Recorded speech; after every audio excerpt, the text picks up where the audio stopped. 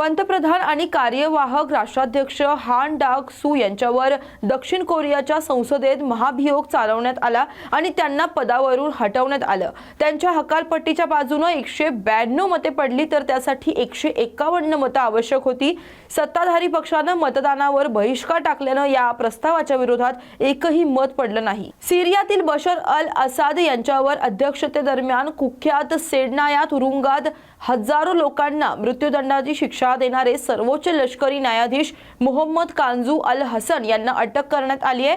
कांजू हसनची अटक ही सिरियातील नुकत्याच झालेल्या उठावानंतरची सर्वोच्च अटक मानली जाते। अमेरिकेतील फ्लोरिडामध्ये कमी टीप मिळाल्याने संतापलेल्या पिझ्झा गर्लनं एका गर्भवती महिलेवरती चाकूने 14 वेळा हल्ला केला। या हल्ल्यात महिला गंभीर जखमी झाली आहे। त्यांना उपचारासाठी रुग्णालयात दाखल करण्यात आलं असून अफगाणिस्तान सीमेवर तालिबान पाक सैन्यांमध्ये चकमक, 3 तालिबानी आणि 1 पाक सैनिक ठार, तर 4 दिवसांपूर्वी पाकिस्तानने केली होती एअर स्ट्राईक। भारत आणि बांगलादेश यांच्यातील तणाव वाढत असतानाही व्यापार सुरूच आहे। बांगलादेशच्या अंतरिम सरकारने भारतातून तांदूळ आयात करण्यास सुरुवात केली आहे।